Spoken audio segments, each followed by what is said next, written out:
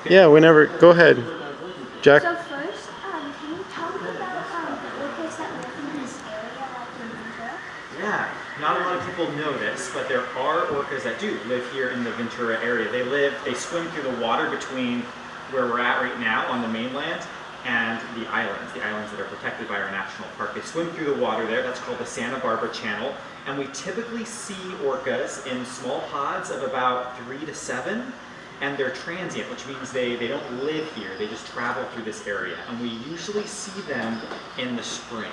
And the reason we see them in the spring is because we have the gray whales coming north. They swim from Mexico up to Alaska, and the gray whales are bringing with them their calves.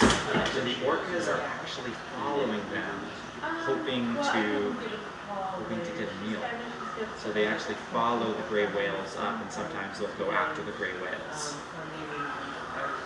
And another thing, have you ever actually seen an orca here? Have I seen an orca? I've seen orca before, but I've only seen them here at a very far distance.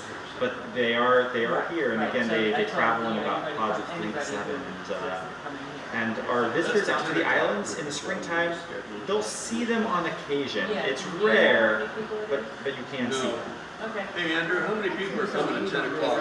Other things like that would be helpful for It doesn't matter. Project. I would say one of the most important things to talk about is how we can help orcas.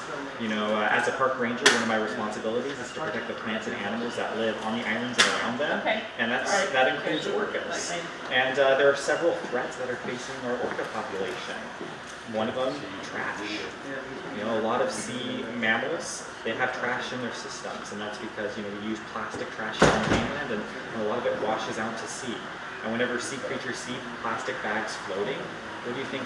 sometimes they mistake it for food. They mistake it for food. They think it's jellyfish, they think it's squid. Orcas, they like to eat squid and other fish, and they'll confuse that often, you know, with pieces of plastic, and then it gets in their system. And do you think that's good for them? No, it's really bad. It can actually be fatal. So I think one thing that I would like you to share with your class are ways that you can help protect orcas. And the primary thing that we can all do is make sure less plastic gets into the ocean. Is there any other ways that would help to make orcas have better Live better in the wild? Yeah. Yeah, I mean there are other things that are threatening our oceans as well. Pollutants, right? And then that includes, you know, every time you drive your car, that carbon dioxide that gets into the environment, the ocean will absorb that CO2. And we're actually seeing our oceans change a little bit.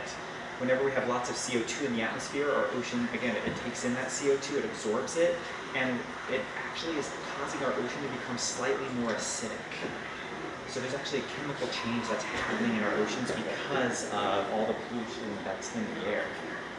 So that's something to be aware of, because we don't want our oceans to change, right? These animals, they've adapted very specifically to live in the environment they do. Yeah. So that's another thing as well. So just less plastic and less pollution at large. Great questions.